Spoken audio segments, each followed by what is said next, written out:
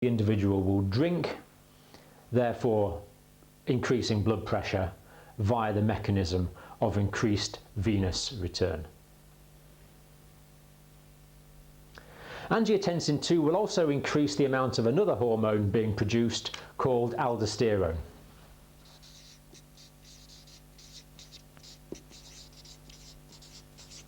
So you get increased vasoconstriction, you get increased thirst, and you get increased release of the hormone aldosterone. Now, aldosterone increases the reabsorption of sodium from the renal tubules. If you increase the reabsorption of sodium from the renal tubules, you will increase the amount of sodium present in the blood. So increasing the amount of aldosterone will increase the amount of sodium in the blood. Salt, remember, is sodium chloride, and salt and sodium are osmotic molecules. Now, what I mean by osmotic molecules is that they will attract water to themselves. So sodium will attract water. Now, if there's more aldosterone, there's more sodium in the blood. That sodium will attract water to itself. Therefore, you will increase the amount of water in the blood. If you increase the amount of water in the blood, you're increasing the volume of the blood. If you're increasing the volume of the blood, you increase intravascular volume. If you increase intravascular volume, you're going to increase the amount of blood going back to the heart. You're going to increase venous return. If you increase venous return, the heart has more blood to pump out. Therefore, it can increase stroke volume, and stroke volume will increase cardiac output, because cardiac output equals heart rate times stroke volume. If you increase cardiac output, you will increase blood pressure, because blood pressure equals cardiac output times peripheral resistance, as long as there's adequate venous return. Actually, as well as this, angiotensin acts directly on the kidney to increase the reabsorption of water and the reabsorption of sodium from the renal tubules itself. So, an angiotensinogen then will vasoconstrict, increasing blood pressure, will cause thirst, increasing blood pressure, will increase the levels of aldosterone, which will also increase blood pressure. So I think you can probably see that all of these mechanisms will increase blood pressure.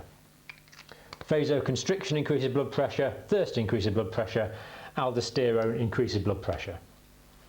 So the effects of the angiotensin type 2 are to increase blood pressure. If you increase blood pressure, well, you're also going to increase renal perfusion.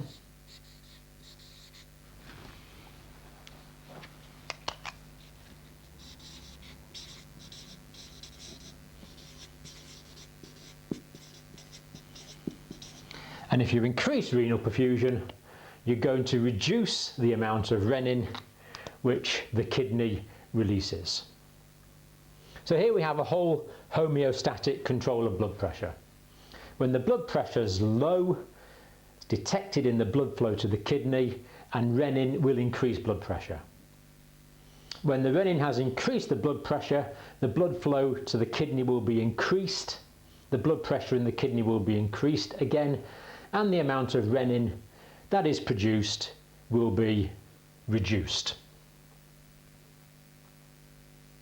This is called the renin-angiotensin mechanism.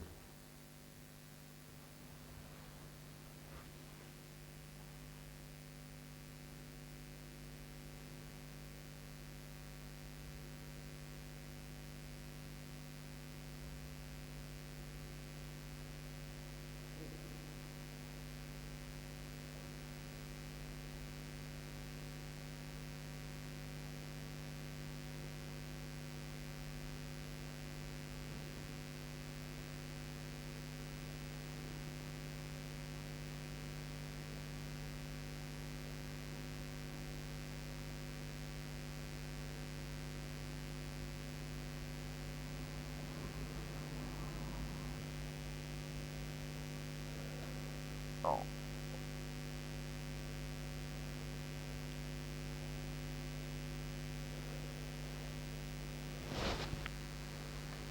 Now I'm going to try and round off this talk on normal blood pressure now, but it's appropriate to pay attention to renal regulation, which really we've been talking about with the renin-angiotensin mechanism. But volumes of body fluids are controlled by the kidney, and this has a major effect on blood pressure. So the kidney, as well as the renin-angiotensin mechanism, is controlling blood pressure by regulating volumes of body fluid. The kidney is a homeostatic organ for blood pressure. Another aspect of control is that when blood pressure rises, urine volumes will also rise. Now, if urine volumes rise, what is that going to do to the volume of the plasma? Well, if you're excreting more water in the urine, you're going to reduce plasma volumes. And when you have reduced plasma volume, you will reduce blood pressure. When you have reduced plasma volumes, you will reduce venous return to the heart. Therefore, there will be less blood for the heart to pump out. Therefore, blood pressure will drop.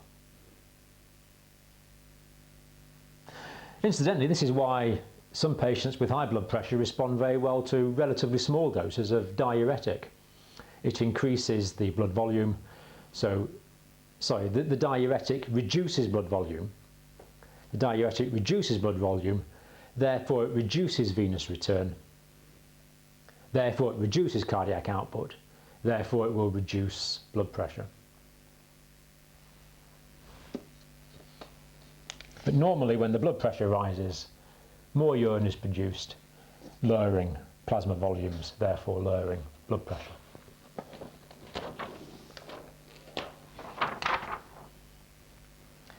When the blood pressure is low, urine volumes are also low.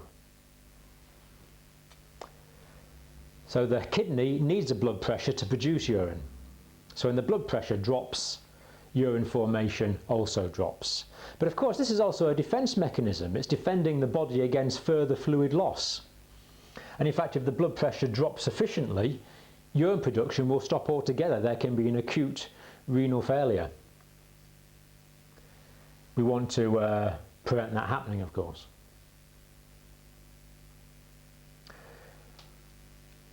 I could mention lots of other things. The last one I'm going to mention is the antidiuretic hormone, which of course is produced in the hypothalamus, is released from the posterior lobe of the pituitary gland.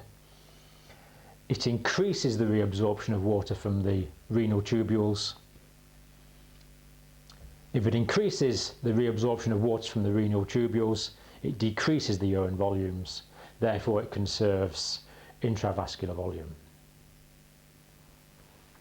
Now, as I've said, there are many other mechanisms we could talk about in the control of blood pressure. It's a very complicated subject. I think I'll just mention one more, actually, the adrenal gland. Well, actually, we've mentioned the adrenal gland. The adrenal cortex, of course, is where the aldosterone is produced. But the adrenal medulla also produces adrenaline and noradrenaline, which both have the effect of increasing blood pressure. They stimulate the sympathetic nervous system. So we've looked at the control of blood pressure under the headings of neuronal control and under the headings of endocrine control. Of course, the two in normal physiology are interrelated. So we've looked at lots of mechanisms that perform this vital function, homeostasis of blood pressure, the maintenance of normotension. Now, in the next part of this video, we're going to look at hypertension, abnormally high blood pressure. So that ends the section of this tape on normal physiology. The next section of the tape is on abnormal pathophysiology.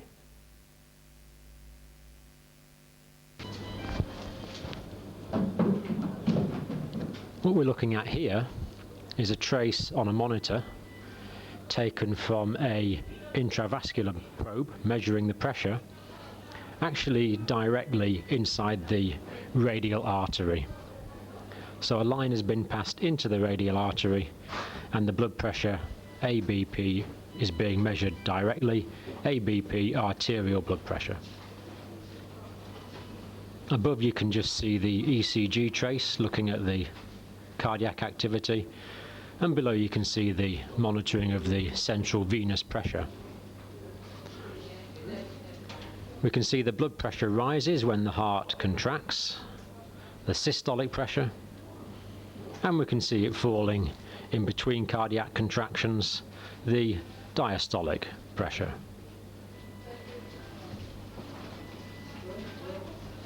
So quite clearly we can see the changes in blood pressure that occur during the cardiac cycle.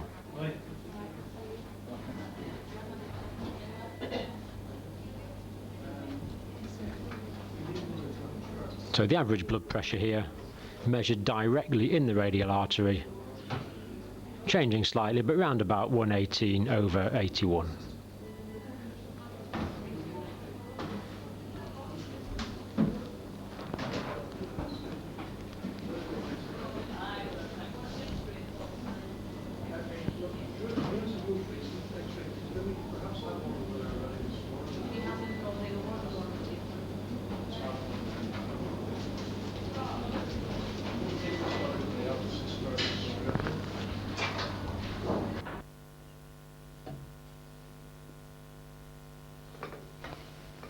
Now what we've just looked at was an intra-arterial blood pressure probe, and that of course is a fairly drastic way to take blood pressure.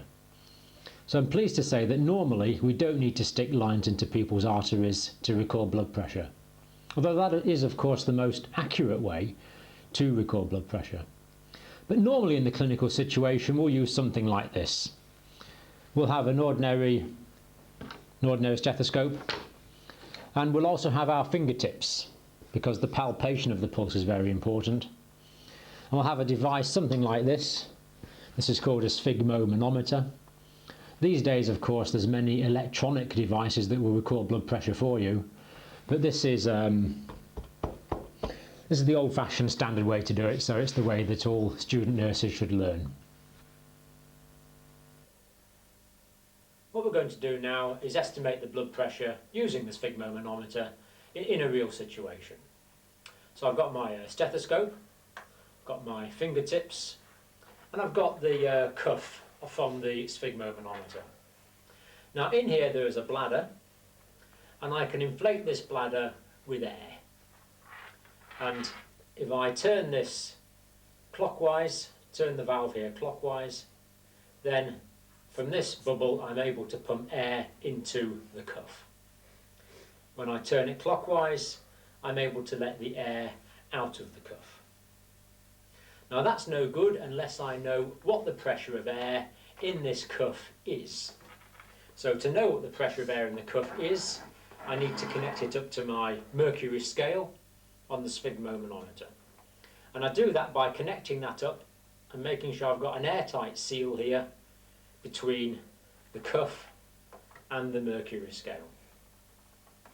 Now, whatever pressure of air we have inside the cuff will equate to the pressure of the mercury scale here. And this is calibrated in millimetres of mercury. So the scale will tell me the pressure inside the cuff. And what we're going to do now is connect it onto Chris's arm and we'll take our blood pressure. So I'm putting these cables up here out of the way. I've got that nice and flat round the top of the arm. Actually, just before I do that, what I'm going to do first is I'm going to palpate the position of the brachial artery. Now the brachial artery is the main artery into the lower part of the arm, and it's slightly medial. It's slightly medial, and I can feel it just there. I can feel the brachial pulse just there. So I'm going to place the middle of the cuff over the brachial artery.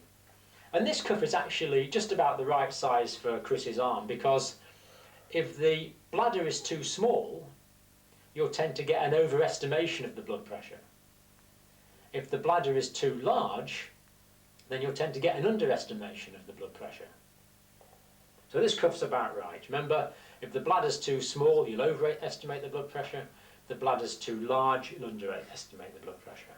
So I've got that nice and flat there, and this just wraps it round, somehow Velcro, but this just holds the bladder in place. So I'm just wrapping this around a few times to hold the bladder in place, and that will just tuck in there. And notice the cables are coming out the top, so the cables aren't interfering with my access to the top of the arm here, to the antecubital fossa. Now, I know you've had this done before, Chris. You know it, you feel the pressure, but it's not actually a painful procedure. Now I'm connecting that up to the scale now. Now the first thing I'm going to do is I'm going to palpate the radial artery. I can feel that quite nicely there actually. Because what I'm going to do to start off with is I'm going to tighten that up so I can blow the cuff up. Now as I blow the cuff up, the cuff is going to be pressing on the arm. And of course the brachial artery is running through the arm. And as the pressure in the cuff increases, it's going to squash shut the brachial artery until the brachial artery is completely closed shut. That means no blood will be getting through into the arm. If there's no blood getting through into the arm, then I won't be able to feel a pulse. So if I pump this up until I no longer feel a radial pulse, that means the pressure in this cuff is exceeding systolic blood pressure, and no blood at all will be able to get into the arm. So this is going to be a quick way to estimate systolic blood pressure. Now in emergency situations, especially after hemorrhage, for example, in traumatised patients, it's a very good idea to do this. It's very quick. You can estimate systolic blood pressure, and in that sort of situation where a patient maybe has lost a lot of blood, it's the systolic blood pressure that's probably, well, it is the most important to monitor. So, feel the pulse there quite nicely, tighten that up, and I'm going to pump this up. 120, 140, 160. And I can feel no pulse at all there. Just letting it down gradually. 140, 130. And I could feel the first pulse coming in there at 112 millimetres of mercury, which is quite good. That's quite a healthy blood pressure actually, Chris. That's fine for a systolic.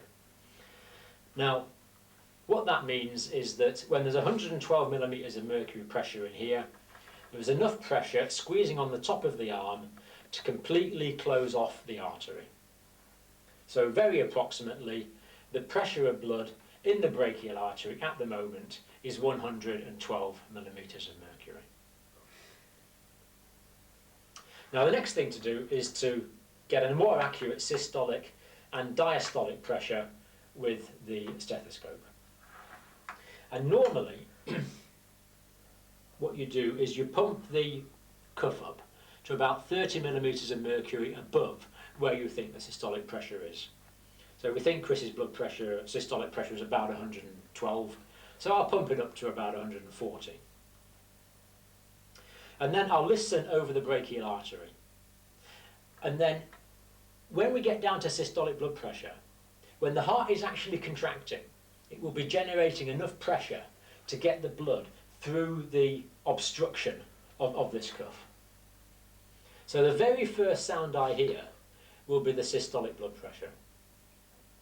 And then the sound will gradually get louder as more blood, as a greater volume of blood is able to get past the obstruction of this cuff.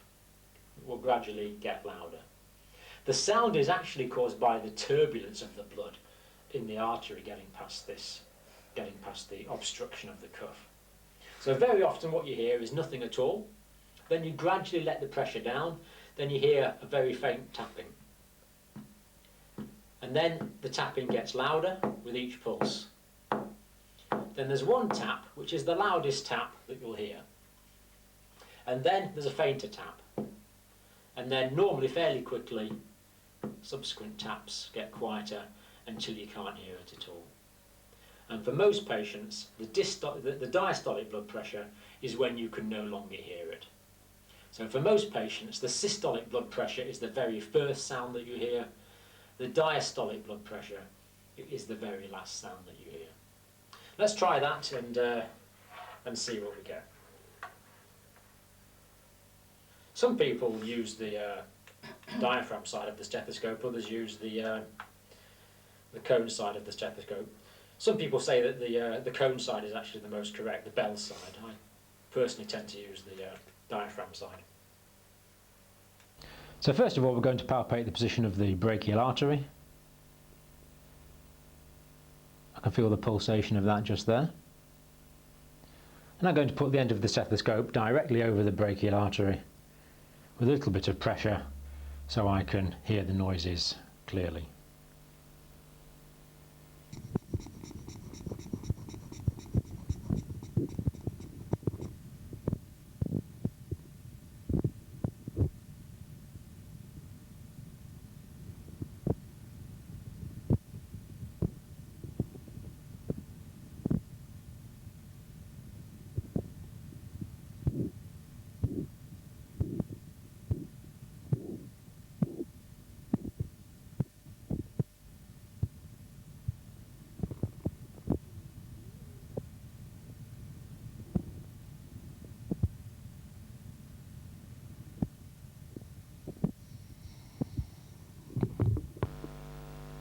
Now, I don't know if you could hear that on your copy, but I heard it was 120 over 78. The first sound I could hear was at 120 millimeters of mercury, representing the systolic blood pressure. The last sound I could hear was at 78 millimeters of mercury, representing the diastolic blood pressure. It's quite safe to practice this on your friends, on your fellow students, on healthy people, as long as you don't leave the cuff pumped up for too long, of course. Now, just a few practical points. The first thing I want to mention is arm support. Now, if the patient's having to hold their arm up in mid-air like this, then that will tend to raise the blood pressure a little bit, maybe as much as 10 millimeters of mercury actually on the systolic, because they're doing exercise to hold their arm up. They're doing isometric exercise, holding the arm still. So have the arm nicely supported, maybe a cushion or a pillow, but have the arm supported so that the patient's muscles are relaxed and the patient's not doing any work at the time. The next point to mention is arm position. The position of the arm where you're recording the blood pressure and where the cuff is should be roughly level with the patient's heart. So my arm in this position, level with my heart, would be acceptable. If the arm is up, like if the patient's lying on a trolley and the arm is raised, then that would tend to affect the blood pressure readings. And if the arm is down, that would tend to affect the readings as well. If the arm is down, it would tend to slightly increase the blood pressure. If the arm is up, that would tend to slightly decrease or reduce the blood pressure readings. So having the arm and the listening point, the cuff, roughly level with the patient's heart. Another slight source of error is looking at the mercury meniscus. If you look at it from above or you look at it from below, then that could change your perspective of the mercury meniscus on the scale. So wherever the mercury meniscus is, you should be looking at it straight on at 90 degrees. So you should have your head and the sphygm arranged to allow you to look straight on at 90 degrees onto the meniscus and onto the scale, so you don't get any distortion from the way you're looking at the mercury meniscus. Now, sometimes patients' blood pressures vary from arm to arm. Now, it's not exactly clear why this should be. It probably relates to the way the arteries go through the arm, or if there's some obstruction where the artery goes past a bone, or just the anatomy of the artery. But nevertheless, it's true that blood pressure does tend to vary sometimes between one arm and the other arm. So when you're assessing a patient, particularly to see if they're hypertensive, on the first time the patient visits you, it is correct practice to take the blood pressure in both arms on the first occasion. and the more accurate reading will tend to be the higher one. So if the blood pressure reading is higher in the left arm and lower in the right arm, then it's the higher reading in the left arm which is more likely to be the correct blood pressure reading. I think the last thing I'll say about this is accuracy in measurement. The scale here is calibrated every 2 millimeters of mercury, and that is what we should seek to record blood pressures accurate to. Now, studies have shown that some people only record accurate to 5 or accurate to 10 millimeters of mercury, but it is correct to record the blood pressure to within 2 millimeters of mercury. Now, this device we've been using is called a Sphygmo, S-P-H-Y-G-M-O, Sphygmomanometer. Sphygmo is actually Greek for pulse, and manometer is a pressure measuring device. So literally the sphygmomanometer measures the pulse pressure, but of course it's actually the blood pressure. So sphygmo meaning pulse, manometer meaning pressure measuring device. Now, the sounds that you can hear when you record blood pressure are correctly referred to as Korotkoff sounds. Korotkoff sounds over the person that first documented them. And they're in 5 phases, these Korotkoff sounds. Phase 1 is the very first beat you can hear. So when the beat first becomes audible, that's phase 1 sound. Now, sometimes, this is referred to as Korotkoff phase 2, the sound may soften and there may be a gap. So sometimes you can hear the sound coming in, but then it fades out again before it comes in again. Now, it doesn't matter, the first sound you hear, the beginning of phase 1 sound, is still the systolic blood pressure.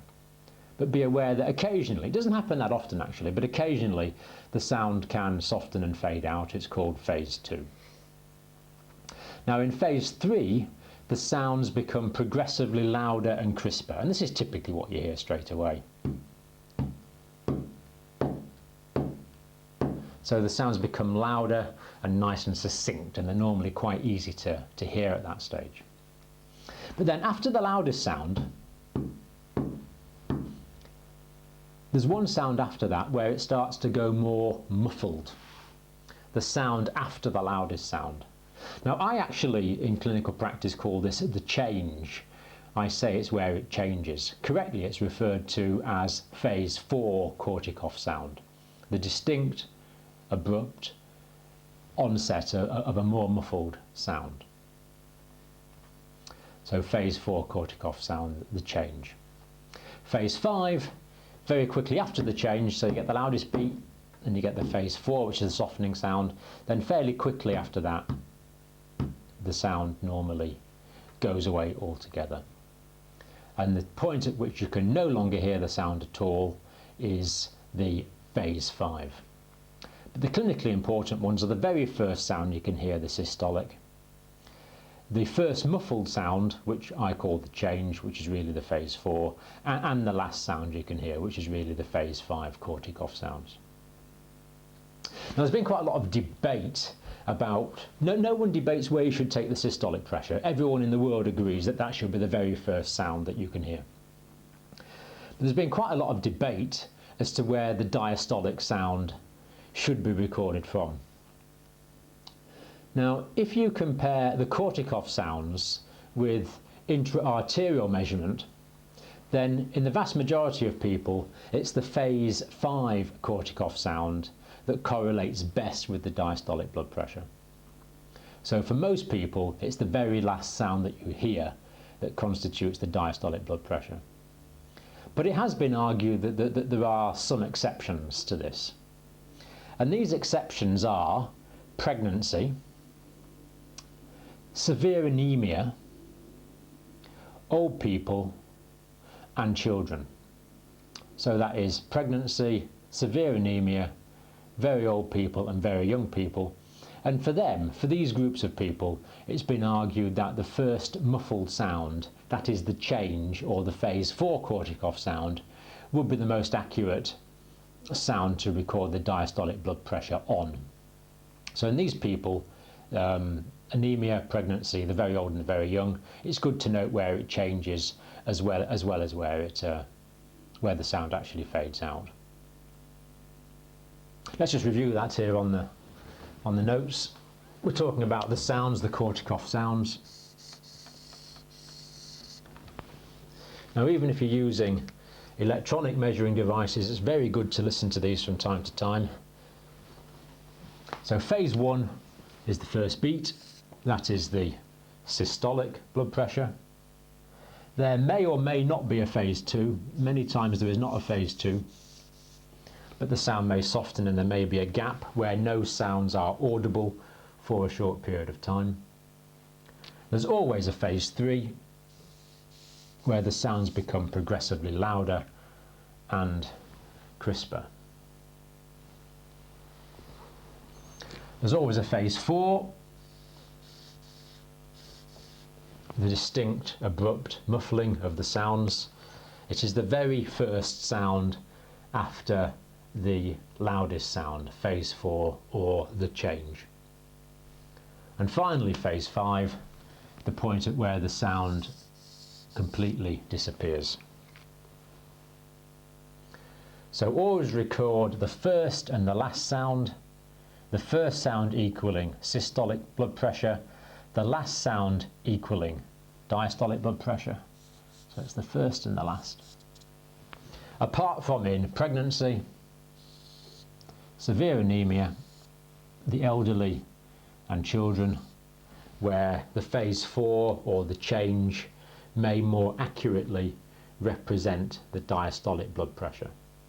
But for most people, phase 1 Korotkoff sound corresponds very well with systolic blood pressure, and phase 5, the last Korotkoff sound, corresponds very well with intra-arterially measured diastolic blood pressure. Now, the last things I want to talk about on this section on recording normal blood pressure is other factors which could account for variations in the blood pressure that you measure at any particular time. Now, blood pressure does vary quite a lot. When we looked at the intra-arterial monitoring, we saw that the blood pressure was actually fluctuating slightly pretty well all of the time. So it does vary quite a bit anyway. And to get an accurate assessment of someone's blood pressure, we need to measure it over several occasions, really. But let's think about specific factors now which can influence blood pressure recordings. Now, the first one you could mention is emotion. If a patient is anxious, then what's the anxiety going to do to the blood pressure? Well, in anxiety, there's going to be stimulation of the sympathetic nervous system, which is going to increase blood pressure, a kind of fight or flight response. So if a patient's anxious about seeing you, or is anxious about other things, or is distressed, the blood pressure is probably going to be higher. For example, if you take someone's blood pressure and they know that in a minute you're about to do some invasive procedure on them, like stick a needle in them, or they don't know what you're going to do, then it's not surprising that the blood pressure would be raised. Exercise is another factor. If someone has recently been exercising, this will tend to raise the blood pressure, of course, because the blood pressure needs to go up to perfuse all the muscles of the body. Particularly, recent exercise will raise the systolic blood pressure. The diastolic is often affected less after exercise. Now, what effect would you expect if someone had eaten recently, had got a full stomach? Well, if they had a full stomach, there'd be vasodilation of the blood vessels supplying the stomach. So quite a lot of blood would be going to the gastrointestinal tract. That might tend to lower blood pressure. And as well as that, of course, the gastrointestinal tract is parasympathetically operated. So again, on a full stomach, you could expect some parasympathetic effect. So both the increase in blood flow to the wall of the stomach and the parasympathetic effect could, certainly in theory, cause a lowering of blood pressure. What about smoking tobacco? Well, nicotine is actually a vasoconstrictor. The blood vessels will get smaller. So in the short term, you would expect if someone had been smoking, their blood pressure would be slightly higher than normal. Now, smoking is not a factor in hypertension in the longer term. It doesn't cause a raising of blood pressure. Of course, if anyone is hypertensive, it's massively important that they don't smoke, because smoking exacerbates the risk of hypertension in terms of cardiovascular and cerebrovascular risk. So very important that no one should smoke. Smoking is a very bad idea, but absolutely crucial that people with hypertension don't smoke. But in the short term, you might expect a small raising of blood pressure, but it's not significant in the long term. Now, what about alcohol? What effect would you expect alcohol to have on the patient's blood pressure? This one's a little complicated. If someone's drank a lot of fluid and they increase the amount of intravascular volume, then maybe in the short term that could put blood pressure up a little bit. However, of course, alcohol is a vasodilator. That's why people often become flushed when they drink. The blood vessels get wider. If the blood vessels are wider, if there is a peripheral vasodilatation, then that will lower peripheral resistance. Lowered peripheral resistance will lower blood pressure, because blood pressure equals cardiac output times peripheral resistance. Of course, in the longer term as well, alcohol, well, longer term meaning over a few hours, alcohol inhibits the release of the antidiuretic hormone. So alcohol also causes dehydration, which would lower blood pressure. What about temperature? What effect would you expect the temperature to have? Well, if it was cold and a person was cold, to conserve heat, they will peripherally vasoconstrict. That's why people go white when they were cold. So theoretically, at least, you would expect the blood pressure to be slightly higher when someone is cold. When they're hot, then the blood vessels dilate, and you would expect the blood pressure to be lower. This certainly happens when people get out of hot baths. If you lie in a hot bath, it's hot and you're lying down. So the blood pressure is maybe a little lower because you're lying down. The blood pressure is lower because you're peripherally vasodilated in the hot water. But then when you stand up, the blood pressure drops into all the dilated blood vessels, and that's why it's possible sometimes to feel faint getting out of a hot bath, because the blood pools in the dilated blood vessels and there's less blood to go to the brain. You get an acute cerebral hypoperfusion, or a degree of cerebral hypoperfusion, and that can make someone feel faint. Age, this is a factor. Typically, blood pressure increases somewhat with age. Pain.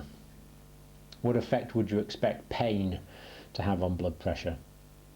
Well, again, pain stimulates the sympathetic nervous system, so you'd expect pain to put the blood pressure up. Although sometimes severe pain can cause a lowering of blood pressure, but normally, certainly in the short term, pain increases blood pressure. So a patient in pain, you would get a higher blood pressure reading. What about if the patient had a full bladder? If they needed to pass urine? Well, if you need to pass urine, it makes you a bit agitated, and that would tend to put your blood pressure up. As well as that, the retention of urine, that is the relaxation of the bladder muscle or the detrusor muscle, and the contraction of the sphincter muscles are both sympathetic effects. They're both aspects of the sympathetic nervous system. So you'd expect a full bladder to increase a patient's blood pressure. Not particularly significantly, but possibly to a degree. Now, something that can affect blood pressure quite significantly. Now, in the United Kingdom, we call this white coat syndrome. In other words, the blood pressure goes up whenever the patient sees a white coat. Now, this doesn't have to be literally a white coat, of course. It's whenever a doctor takes their blood pressure, or whenever a nurse takes their blood pressure.